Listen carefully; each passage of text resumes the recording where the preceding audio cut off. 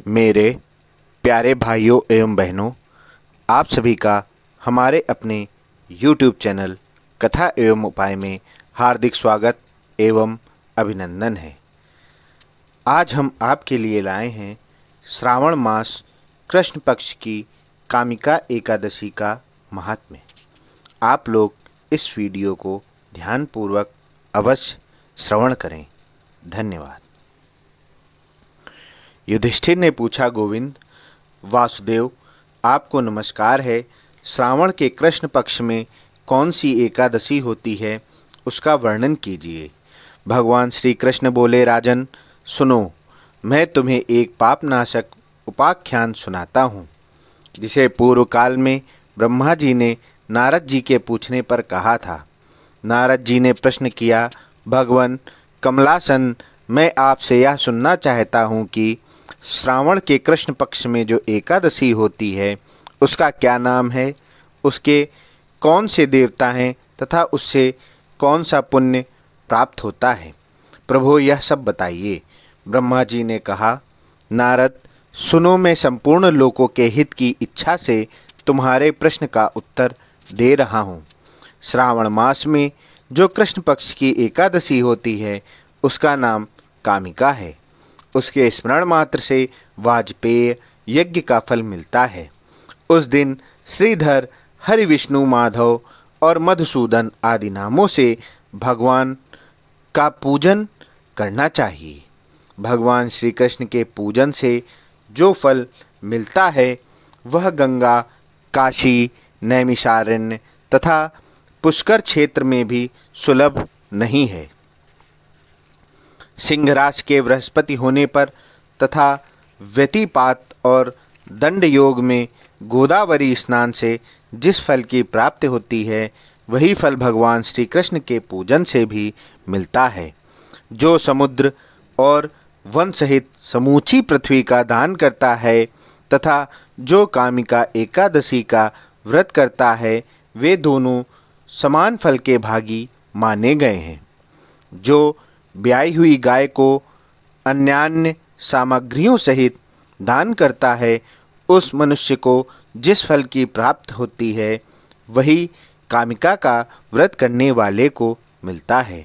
जो नर श्रेष्ठ श्रावण मास में भगवान श्रीधर का पूजन करता है, उसके द्वारा गंधर्वों और नागों सहित संपूर्ण देवताओं की पूजा हो जाती है।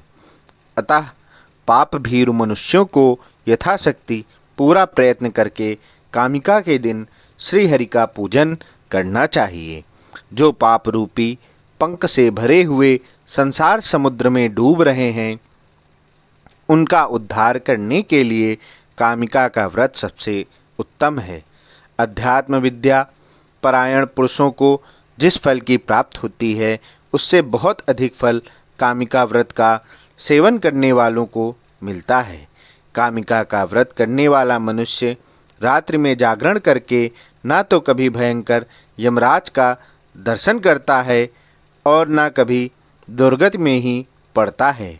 लालमणि, मोती, वैदुर्य और मूंगे आदि से पूजित होकर भी भगवान विष्णु वैसे संतुष्ट नहीं होते जैसे तुलसी दल से पूजित होने पर होते हैं। जिसने तुलसी की मंजरियों से श्री केशव का पूजन कर लिया, उसके जन्म भर का पाप निश्चय ही नष्ट हो जाता है। जो दर्शन करने पर सारे पाप समुदाय का नाश कर देती है। स्पर्श करने पर शरीर को पवित्र बनाती है। प्रणाम करने पर रोगों का निवारण करती है। जल से सींचने पर यमराज को भी भय पहुंचाती है। आरोपित करने पर भगवान श्री कृष्ण के समीप ले जाती है और भगवान के चरणों में चढ़ाने पर मोक्ष रूपी फल प्रदान करती है। उस तुलसी देवी को नमस्कार है। जो मनुष्य एकादशी को दिन रात दीपदान करता है, उसके पुण्य की संख्या चित्रगुप्त भी नहीं जानते।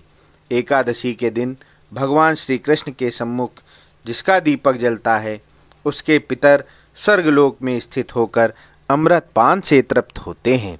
घी अथवा तिल के तेल से भगवान के सामने दीपक जलाकर मनुष्य देह त्याग के पश्चात करोड़ों दीपकों से पूजित हो स्वर्गलोक में जाता है।